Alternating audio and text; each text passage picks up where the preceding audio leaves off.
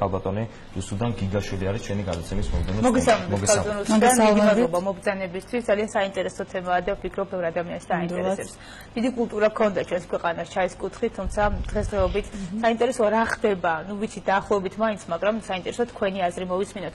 თუმცა სანამ უშუალოდ გადავალთ ზოგადი მდგომარეობის კუთხით, გვინდა ასოციაციაზე კითხოთ, რამდენი ხანია რაც არსებობს და რა მიზანს ემსახურება. მოგესალმებით, მადლობას გიხდით მოწვევისთვის და საერთოდ ამ თემის წამოწევისთვის და დაინტერესებისთვის, იმიტომ რომ ძალიან საინტერესოა დღეს ამ საკითხის გაჟღერება. რაც შეეხება ასოციაციას, ასოციაცია 2007 წლიდან არსებობს, ფუნქციონირებს, დაახლოებით 3000-მდე წევრი ყავს ფერმერი და ძირითადად ვემსახურებით ფერმერთა განათლებას. ეს არის სწავლებების, ტრენინგების სახით, გვაქვს როგორც რეგიონებში, ისე დედაქალაქში. გვაქვს ცხელი ხაზი და ანუ ვეწევით ექსტენსიას, ასე ვთქვათ.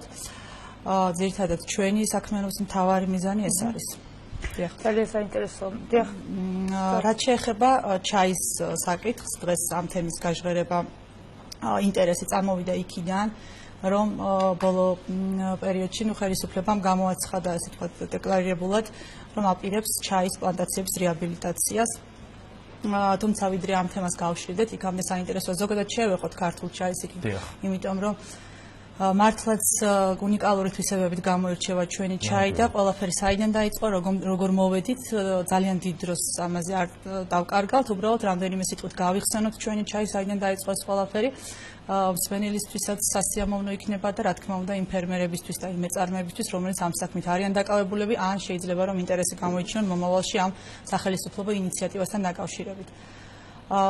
ქართული ჩაი საერთოდ პირველად 1770 წელს გამოჩნდა საერთოდ ქართულ სივრცეში, როდესაც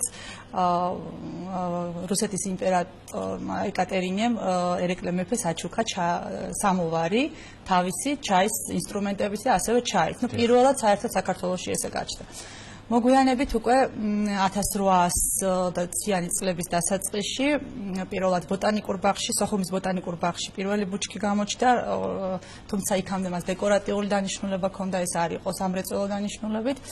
უკვე კიდევ მოგვიანებით 2-3 ათეული წლის შემდეგ ერთ-ერთი ქართველი თავადი, ერისთავი იყო ერთ-ერთი თავადი, რომელმაც ჩინეთში დააგემოვნა ჩაი და გადაწყვიტა, რომ გამოიკითა კლიმატური პირობები და დაუკავშირა საქართველოს, მიხვდა, რომ შესაძლოა რაიმე პერსპექტივა ჰქონოდა ამ მცენარეს. მაგრამ ჩინეთში იმ პერიოდში დაშვებული არ იყო ამ მცენარის გადატანა, არც ნერგის, არც თქვა თესლის, ამიტომ მან შეიძლება ითქვას არალეგალურად გადმოიტანა ეს. ქართულად მოახერხეთ, ასე ვთქვათ, ჩამოვიდა ეს საქართველოში და დაიწყო უკვე პირველ რიგში ბაღი გაშენდა, დეკორატიული ხასიათის იყო ეს ბაღი და სხვათა შორის ძალიან მალევე ამ ადამიანმა შეძლო ის, რომ ნერგი და შემდეგ უკვე ჩაის სახით გადაამუშა კუსტარული წარმოება გააკეთა და პირველად ეს ჩაი გაიტანა სანქტ-პეტერბურგში სასოფლო-სამეურნეო გამოფენაზე. და უკვე 1900 წელს ქართულმა ჩაიმ ესე დიდი აღიარება მოიპოვა და ოქროს პარიზში ოქროს მედალიც მივიღეთ. ამის შემდეგ უკვე განვითარების სხვა ეტაპები იწყება, ეს ძალიან ისეთი მარტივი შესავალი იყო, მე უკვე განვითარების სხვა ეტაპები გვაქვს, მასიურად ჩინელებიც ჩამოვიდნენ, ჩინელების დელეგაცია, ასე ვთქვათ, მოყვა ენთუზიასტები, ასე ვთქვათ, ჩამოვიდნენ და დაიწყეს თავიანთი რამდენიმე ჯიში ჩამოიტანეს და მოშენება. გარკვეული წარმატება ამასაც ჰქონდა, თუმცა ეს ჯიშები საქართველოსთვის მდგრადი არ აღმოჩნდა და უკვე საბჭოთა კავშირის დროს მასიურად ჩაერთვნენ მეცნიერებიც და დაიწყო სპეციალური ჯიშების გამოყვანა, რომელიც ჩვენი კლიმატისთვის იქნებოდა მდგრადი და ჩინური ჯიშებიდან გამოიყვანეს. ქართული ჩაი იმ პერიოდისთვის ძალიან მაღალი საგემოვნო და მართლაც სამკურნალო თვისებებით გამოირჩეოდა. ეცეთ როგორ არის, რომ ის ცივი ჰაერი, ასე ვთქვათ, მცირე მოყინვა უხდება ჩაის. ამიტომ არის ტყიბულის ჩაი განსაკუთრებულად გემრიელი, იმიტომ რომ ის ცოტა მოყინვა უხდება. თუმცა ესეთ კი საბჭოთა კავშირის დროს მას შემდეგ რაც გადაწყვიტეს, ასე ვთქვათ, ნომენკლატურაში, რომ უნდა საქართველოს გამხდარიყო თავარი მომარაგებელი საბჭოთა ქვეყნებისთვის და არა მარტო მათ მათთვის და დიდ მოცულობაზე იყო საუბარი, ანუ მას შემდეგ დაიწყო განვითარდა მასიურად გაჩნდა ახალი პლანტაციები. განსაკუთრებით რომელ რეგიონში მოიკიდა? განსაკუთრებით სულ პირველად როგორც გახსოვთ, სოხუმში იყო პირველად და შემდეგ უკვე გურია. ანუ გურია მაინც ითვლება პირველად, თუმცა მერე დაემატა სამეგრელო, იმერეთი მთლიანი დასავლეთი იქნა ათვისებული. და მას შემდეგ მაგრამ საბჭოთა კავშირის აი მოცულობებზე რომ გადავედით, ცოტა ხარისხი დაიკარგა, იმიტომ რომ ძალიან დიდი მოცულობებზე გავდიოდით და ხა თქვენ წარმოიდგინეთ, ჩვენ ვაწარმოებთ იყო პერიოდი 120,000 ტონას და მსოფლიოში ექსპორტის კუთხით მე-4 ადგილზე ვიყავით. ყოველწლიურად ალბათ, ხო? და ვიყავით მე-4 ადგილზე ექსპორტის კუთხით. ხო, ну, თითქოს პარადოქსულია, ხო, დღევანდელი გადასახადი დღეს, როდესაც ჩვენ თავს ვერ ვაკმაყოფილებთ და იმპორტის დიდი წილი მოდის ჩვენთან, ხო? ძალიან ესეთი ამ ფონზე ეს პარადოქსულად ჟღერს. თუმცა აი უკვე მას შემდეგ რაც სოფლის მეურნეობის ყველა დარგი მოიშალა, მე ჩაეუბეს თავისთავად მოკვდა და გაიჩეხა მთელი პლანტაციების ძალიან დიდი ნაწილი. მე მაინც ვიტყოდი რომ რაღაცა ვანდალური შემთხვევები ძალიან ბევრი იყო, იმიტომ რომ ბევრი გაჩეხილი, გადამწვარი ბუჩქების და ეს პლანტაციებს 100-წლოვანი ისტორიები ჰქონდა და მართლა სხვა ვერაფერს უწოდებთ თუ არა ვანდალიზმი, მაგრამ ეს ფაქტი იყო, მოხდა და დღეს ახლა სახეზე გვაქვს ის რომ შემორჩენილი არის მხოლოდ მთელი 19,000 ჰექტარი პლანტაციებს, აქედან ექსპლუატაციაში არის მხოლოდ 2,500 პლანტაციებისა, დანარჩენი არის გატყევებული. აი ამ გატყევებულიდან შესაძლოა ძალიან მცირე რაოდენობისა, დაახლოებით 7,000 ჰექტრამდე დაემორჩილოს რეაბილიტაციას. იცით სათუო დაემორჩილება თუ არა, მაგრამ რა თქმა უნდა, იმასაც განვითარდეს ფაქტოროსთან აუცილებელია მას ჩართოს აქტიურად სახელმწიფო. რა თქმა უნდა, ანუ ეს წინადადება ხო ეხა აქამდეც მივდიოდით ზუსტად ხელისუფლების ინიციატივამდე, თუმცა ამ რეაბილიტაციამდე. თუმცა ერთი რამ მინდა გითხრათ, რომ ანუ ეს ექსპლუატაციაში დღეს რა ნაწილიც არის, ეს არის დამსახურება იმ რამდენიმე ბიზნეს კომპანიის და ასევე ფერმერების და შეიძლება ითქვას ზოგიერთი მართლაც აი პატრიოტი ადამიანების, რომლებმაც დღემდე შემოგვინახეს ეს პლანტაციები. მათაც შეეძლოთ უბრალოდ გაეჩეხათ სხვა კულტურა მოიყვანათ, იმიტომ რომ ამდენი წლის განმავლობაში ეს ყველაფერი იყო სახელმწიფოსგან მიტოვებული. და მათ თავიანთი რესურსები, თავიანთი ძალებით მოახდინეს ამ პლანტაციების რეაბილიტაცია და ასე თუ ისე მოყავდათ ზოგმა კუსტარულად დაიწყო წარმოება და ნუ როგორც ვთქვით, ორი მსხვილი მწარმოებელი არის, ნუ ერთ-ერთი გურიელი, რომელიც ასევე ცნობილია და სხვათა შორის ჩვენ ექსპორტზეც გავდივართ. იქიდან გამომდინარე, რომ საქართველოს ბაზარზე ფასები ბევრად დაბალია, მათ მონახეს გარკვეული ნიშა და შედარებით მაღალ ფასად გადის ექსპორტზე, მათ შორის რუსეთში, მონღოლეთში, თორემ უკრაინაშიც და გერმანიაშიც. თუმცა რა თქმა უნდა, ამ შემთხვევაში თუ კი ჩვენ ამ ხელისუფლების ინიციატივის შემდეგ გაიზრდება ჩაის წარმოების მოცულობა, რისი პერსპექტივაც ჩვენ ნამდვილად გვაქვს. ამ შემთხვევაში ხელისუფლების მიზანი უნდა იყოს სწორედ ის ბაზრები, რომლებიც ჩვენ გვქონდა თავის დროზე, რაღაც მეტნაკლებად დავიბრუნოთ და კარგად დაიგეგმოს სწორედ აი ეს გაყიდვები, გარე გაყიდვები და ექსპორტი, ეს იქნება ნამდვილად წამახალისებელი. რაც შეეხება ხელისუფლების ინიციატივას. ესეთი ის არის, რომ უნდა ორი კომპონენტის მიხედვით მიდის. პირველი ეს შეეხება კერძო მფლობელობაში არსებულ პლანტაციებს, ანუ მათთვის მოხდება რეაბილიტირება ამ პლანტაციების და ასევე შეიქმნება პირველადი გადამამუშავებელი საწარმოები. აი კოოპერატივებისთვის თუ თქვათ კოოპერატივების რეჟიმში გააკეთებენ ამ ყველაფერს, ამ შემთხვევაში უფრო მეტი ხელშეწყობა აქვს, გარდა იმისა, რომ ამ რეაბილიტირებული თანხის 90-დან 80%-მდე დაუფარავენ, ასევე სასუქებიც უფინანსდებათ და ტექნიკაც. ანუ ეს ძალიან მნიშვნელოვანია. და როდიდან ასევე იჯარი, ანუ თუ სახელმწიფო მფლობელობაში არსებული პლანტაციები აქ იჯარით აღებული იურიდიულ პირს თუ კოოპერატივს შექმნის, ამასაც თავისი ხელშეწყობა ექნება, ანუ მაღალი თანადაფინანსებით იქნება ეს ხელშეწყობა. ამჟამად ეს იყო გაცხადებული წინადადება, რომელიც ახლა უკვე კონკრეტულ უკვე ქმედებებში უნდა აისახოს. მეც იმედი მაქვს, როგორც თქვენ, როგორც ჩვენს მაყურებელს, ფერმერებს, რომ ეს საკითხი ძალიან მალე დაიძრება და უკვე კონკრეტულ შედეგებამდე მივალთ, იმიტომ რომ ერთი სიტყვა, მეორე საქმე, მთავარია ამ ორს შორის არ იყოს დიდი ვაკუუმი და დროზე დაიძროს პროცესი, რომ რაც კონკრეტული შედეგი მოხდეს. ალბათ დაგვეთანხმებით, ფავტონოსთან, რომ მატერიალურ-ტექნიკურ დახმარებასთან ერთად, თქვა რეაბილიტირებასთან ერთად აუცილებელი ახალგაზრდა კადრების მოძიება და ჩართვა და დაინტერესება. მე მინდა კითხო, დღეს თუ არსებობს ამ პროფილი? ანუ ამ მხრივ რა თქმა უნდა, როგორც სოფლის მეურნეობის ყველა დარგშიც ამ მხრივ ძალიან დიდი გამყინვარება გვაქვს. რა თქმა უნდა, იქიდან გამომდინარე ფაქტობრივად ეს ამ დარგის სპეციალისტები აღარ არის, აღარ ხდება. უბრალოდ შემორჩენილი არიან, რა თქმა უნდა, ასაკში მყოფი მეცნიერები, მე ვიტყოდი რომ მათი გამოუყენებლობა არ შეიძლება. რა თქმა უნდა, მათგან უნდა ამოვიღოთ ის ცოდნა, რაც მათ აქვთ და აუცილებლად ახალ ტექნოლოგიებს დავამყნოთ ახალგაზრდების შემართებას და ენთუზიაზმს და ისე დავიწყოთ მუშაობა. სხვა მხრივ, რაც არ უნდა გადაიარაღება მოხდეს, თუ ცოდნაზე არ იქნა დაფუძნებული, არაფერი არ გამოვა. აი ახალი ტექნოლოგიები ახსენეთ თქვენ და გადავიდეთ უკვე ჩინეთში ვიზიტთან დაკავშირებით. ვიცით რომ იყავით ჩინეთში და რას გაეცანით და რა გამოცდილება მიიღეთ თქვენ და რამდენად სასარგებლო იქნება ეს ჩვენი ქვეყნისთვის? დიახ, მოგახსენებათ, ჩინეთი საერთოდ ჩაის მხრივ უძველესი ქვეყანაა, ძველი წელთაღრიცხვის მე-3 საუკუნიდან აქვთ მათ ეს ამ ტრადიციამ საფუძველი, ზუსტად აქედან ჩნდება მათ ისტორიაში. ის მათი კულტურის, ეთნოსის, აი ყველაფერია მათთვის, რა თქმა უნდა, ჩვენ იქამდე როგორც ჩვენთვის ღვინო შეიძლება იყოს, მათთვის ეს ჩაია, მაგრამ რაც შეგვიძლია ჩვენ მათგან ვისწავლოთ. პირველ რიგში მე ვიტყოდი რომ მარკეტინგი, აი ეს არის ძალიან მნიშვნელოვანი, ძალიან მაღალ დონეზე აქვთ აწყობილი და ეს არის პირველი რაც უნდა გადმოვიტანოთ და რა თქმა უნდა ის რომ როგორც ყველაფრის მიმართ, ამ კულტურის მიმართაც განუსაზღვრელი შრომა და თავზაუზოგავი შრომა. ეს არის ძალიან მნიშვნელოვანი. მაყურებელი ხედავს. აი თქვენ ხედავთ ზუსტად. ანუ როგორ არის იცით რომ ჩადიხართ ჩინეთში, აეროპორტიდან იმ პროვინციებში სადაც იწარმოება ეს კულტურა.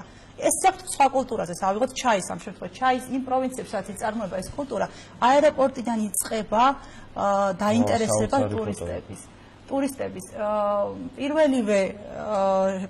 ანუ სულ რომ არ იცოდე რომ იმ პროვინციაში აწარმოებენ ჩაის მიხვდებით უბრალოდ იმიტომ რომ ყველგან თავს მოხვეულია ეს ყველაფერი და ლამაზად არის თავს მოხვეული შეიძლება უბრალოდ რაღაცა შემოგაჩერჯონ ხელში ჩაის უკავშირდებოდნენ შემოგთავაზოთ კონკრეტულად იმ პროვინციისთვის მახასიათებელი ჩაის სახეობა საერთოდ 6 სახეობის ჩაის ძირითადად 6 სახეობის ჩაის აწარმოებენ ეს სახეობები დამოკიდებული არის გადამუშავების და უკვე პროცესზე რა თქმა უნდა ხედა შემდეგ როგორ გადამუშავდება აი ამ ტექნოლოგიებზე ძირითადად არის თქვა მწვანე ჩაი აქვთ განსაკუთრებით მათთვის მახასიათებელი და საამაყო არის ულონგ ჩაის ეძახიან აი ეს არის ყველაზე ისეთი მაგათთვის საამაყო მწვანე ჩაი თეთრი ჩაი შავი ჩაი ყველაზე ნაკლებად პოპულარია და სხვათა შორის რა მინდა აღნიშნე მაყურებელმაც რომ გაიგოს ჩვენთვისაც საქართველოში თავის დროზე ყველაზე უფრო წამყვანი ყოფილა მწვანე ჩაი 30 სახეობის მწვანე ჩაის ვაწარმოებდით თურმე და ჩაისშიც იყო ესეთი ხარისხი პირველი ხარისხის მეორე ხარისხის მესამე ხარისხის ჩაი და იყო ასევე გვირგვინი ყველაზე უმაღლესი ხო უმაღლესი კიდე უნივერსალი იყო და ესეთი ისინი იყო თურმე და კიდე ნომრები ვქონდა თქვა 95 ნომერი 125 ნომერი და ეს რაღაცა კარგად ითვლებოდა და ექსტრა ასევე და ესენი შესაბამისად ფასობდა სხვადასხვა ქვეყნებში სხვადასხვა ფასი ქონდა სხვადასხვა საგემოვნო თვისებებით გამოირჩეოდა და რა თქმა უნდა ჩინეთშიც ეს 6 ძირითადი მიმართულება აქვს ჩაშლილი აქვს კიდევ სხვადასხვა კუთხით და ისინი ამ ყველაფერსთან ამ მარკეტინგშიც რა თქმა უნდა ჩადებულია ჩაის დაყენების ყველა ჩაის თავისი დაყენების ტექნოლოგია აქვს და ისინი გემოთი ანსხვავებენ თუნდაც დაყენებაში თქვა ხო აქვს მაგალითად წუთი და 30 წამი უნდა იყოს კონკრეტული ჩაის ერთ-ერთი ჩაის შემთხვევაში დაყენების დრო არის თქვა ტაიმერზე აყენებენ თქვა წუთი და 30 წამი თუ ცოტაო მეტი ან ნაკლებია უკვე ის სხვა გემოს ჩაია და ის არ ითვლება თქვა მისაღება სტუმარს რომ გაუმასპინძლო და იმიტომ ისინი ხდებიან ხო ყველაზე მეტად მელბა ჩაი მოხიბლა სტუმრობისას როდესაც ჩავზარდით და დააგემოვნეთ კი საერთოდ მე ცოტა ეს მაინც შავი ჩაის მოყვარული ვარ და ცოტა გამიჭირდა სხვა ჩაისთან დაკავშირებით. რამდენი ხნით გრძელდებოდით კავკასიაში? ნუ თითქმის 1 თვე 20 და რაღაც დღე. ანუ თავარი კიდევ აქ რაც მინდა მე ჩაისთან დაკავშირებით ჩვენ შემთხვევაში ის ვინც დაეგმავს თქვა მარკეტინგ სახელმწიფოსთან დაკავშირებით თქვა. ანუ რაზე უნდა გავამახვილოთ ყურადღება ალბათ ბიზნესებმაც.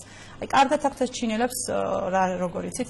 ანუ ყველა ჩაი რაზე უნდა ჩაეჭიდოს თქვა რომელიღაცა კონკრეტული დაავადების პრევენციაზე მუშაობს ანუ ჯანმრთელობის რაღაც პარამეტრებზე ამახვილებენ ყურადღებას თქვა რაღაცების სიტუაციაზე მორგებული აქვს თქვა აი ეს ოფიციალური მიღებების დროს გასათვალისწინებელი ჩაია და ესე არის შეფუთული ეს მარკეტინგულად ასევე თქვა რაღაცა კონკრეტული ერთი ჩაი რომელიღაცა ხილთან კომბინაციაში არის და თქვა ფოტო ნახეთ სხვათა შორის საინტერესო იცით რა არის რომ ჩაი ხელოვნებაშიც ჩადებული აქვს მთელი მიმართულებებია ხელოვნების და კვებით ინდუსტრიაშიც არის, აი იგივე მთელი ტკბილეულების მთელი ინდუსტრია არის ჩაითი წარმოების ხილთან კომბინაციაში და ჩინელები ნაკლებად მიირთმევენ სხვათა შორის შოკოლადებს, რაც ჩვენ ძალიან გვიყვარს და ეს ჩანაცვლებული აქვს უფრო მარგებელი რამ, ეს არის ჩაისთან ერთად სხვადასხვა ხილის კომბინაციები, შეიძლება ბოსტნეულიც იყოს უბრალოდ, ძალიან გემრიელია და ეს ექსპორტზეც გადის მასიურად ჩვენ მეპირადად ვნახე ვიყავი იმ წარმოებებში, რაც იწარმოება ეს ტკბილეულები და წასახემსებლები მასიურად და ეს ყველაფერში ჩადებული აქვს ჩაის თემა.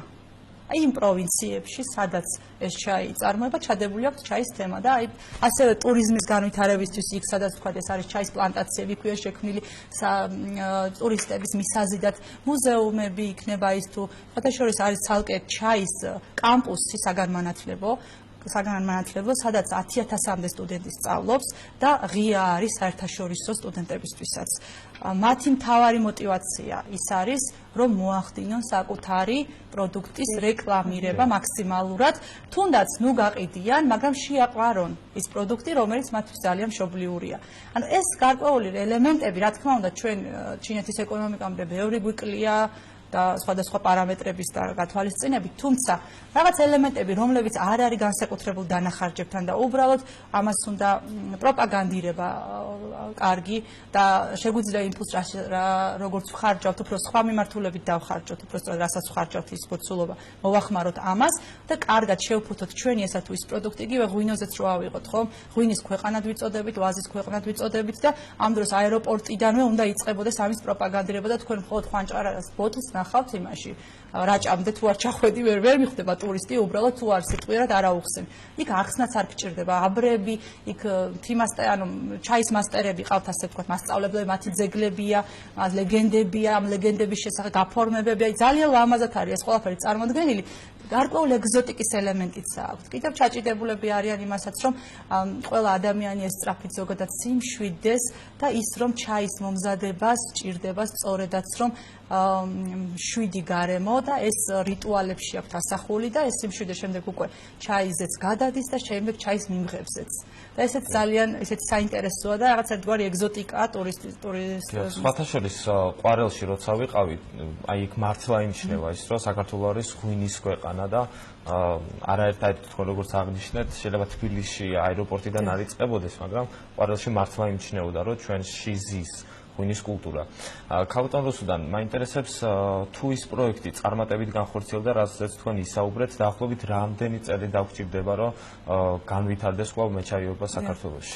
იცით როგორ არის, მე სამწუხაროდ დეტალურად არ ვიცი რა ფულის დახარჯვას ეს არ გაჟღერა, რა კონკრეტულად რა ფინანსების დახარჯვას აპირებენ. მე მინდა გითხრათ, რომ ეს ამ წინადადების უკან წესით ზურგს უნდა უმაგრებდეს ხელისუფლებას ძალიან დიდი ფული, იმიტომ რომ ფაქტობრივად ქვეყანაში ტექნიკა არ არის. ამას სჭირდება სულ სხვა სიმძლავრების ტექნიკა, ახალ ტექნოლოგიებს კიდევ ცალკე თანხა ჭირდება სერიოზული და მთელი ამ ინდუსტრიის წამოწევას სერიოზული დრო დასჭირდება. საერთოდ თვითონ ჩაის კულტურა თუ სწორად მიუდგებით და თუ სწორად მოიყვანთ, მეორე წელს შეიძლება რა თქმა უნდა შედეგს და შესაძლოა, აი შესაძლოა 1 ჰექტრიდან კარგი მენეჯმენტის შემთხვევაში 40,000 ლარიც კი მიიღოს მეწარმე. კი, თუ სწორი და თუ ამაში სახელმწიფოც რა თქმა უნდა თავის წულს შეიტანს და ჩვენ დღეს კარგი გაგვეხსნა კარგად იცით ევროპის ბაზრებისკენ და სახელმწიფოც მოწადინებულია, ამ შემთხვევაში ევროპის ბაზარზე თქვენ წარმოიდგინეთ სადღაც 140, 150, 200 ევრომდე ღირს 1 კილო ხარისხიანი ჩაი. ჩვენი ჩაის უპირატესობა იცით რა არის? არის ხარისხიანი და კონკურენტ ანუ დაბალი ფასით.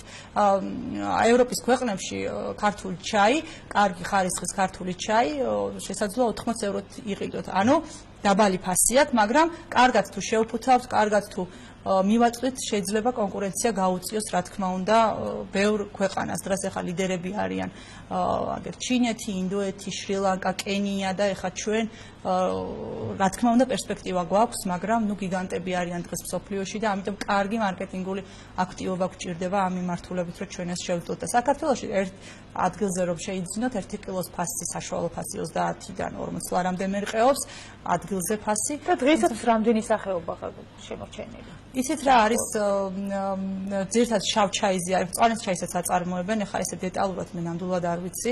ქვეყანე 30 ახლა. დიახ, ანუ იყო 30, ეს ნამდვილად არ არის ესე. ალბათ დაახლოებით ასე 5-6 სახეობის ჩაისთან თუ გვექნება, მაგრამ ძირითადად რომელი სახეობა გადის ახლა ექსპორტზე, ესე დეტალურად არ მთავარი ხარისხიანი იყოს. ხო, მთავარი ხარისხიანი იყოს და კიდევ ერთხელ ამბობ, დღესაც ჩვენი ჩაი ძალიან ბევრი ვიტამინის და მიკროელემენტების შემცველია. ძალიან კარგია განსაკუთრებით მწვანე ჩაის შემთხვევაში გულსისხლძარღვთა დაავადებების დროს და ასევე ჰიპერტონიკებისთვის და ასე შემდეგ ძალიან ბევრი კარგი დადებითი თვისება აქვს, რომელზე აპელირებაც თვითონ შიგნითაც უნდა მოხდეს ესეთი ჩაის სიყვარული. რაღაც ჩვენთან ისე ჩაანაცვლა, მაინც ესე ყავაზია უფრო მეტად გადასული ხალხი და ჩაის სიყვარული უფრო ნაკლებად არის. ადგილზეც უნდა მოხდეს. სხვათა შორის ახლა დაუკავშირო კიდევ ჩინეთ ეს ყავას საერთოდ არ სვავენ იქ. იმდენად აქვს თვითონაც ეს გათავკი. ანუ ცალკე დღის განმავლობაში დასალევა, ცალკე კიდე სხვა ჩაია, რომელიც დღე უნდა დალიო, თქვა, დღის განმავლობაში რაღაც ენერგეტიკა რომ მქონდეს და მე კიდეც ვხუმრობდი, ალბათ რომ ვუყურებდი ამდენს რო შრომობენ. აი შეუძლიათ უსასრულოდ იშრომონ და არც დაეწყოთ სახეზე რომ დაიღალნენ ამ შრომით.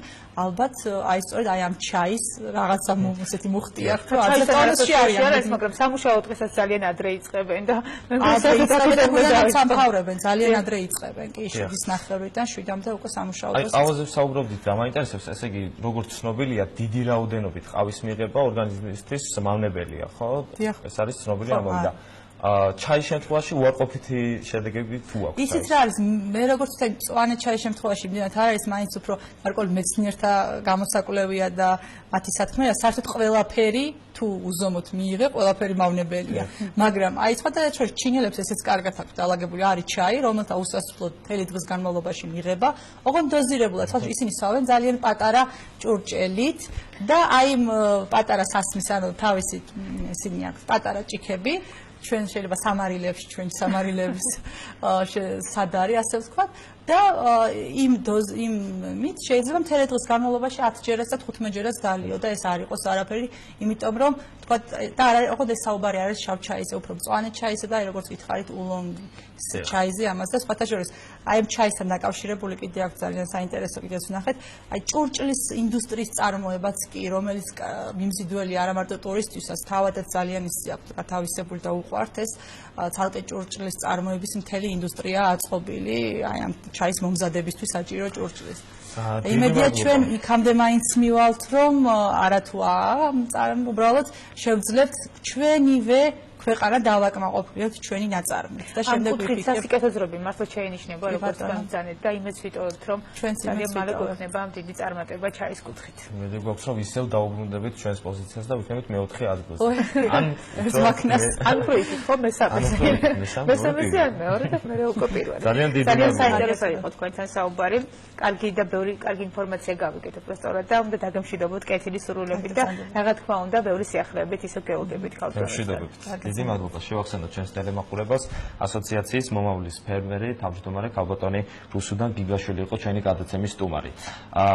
ია ჩვენს მაყურებელს უნდა უთხრათ რომ დღეიდან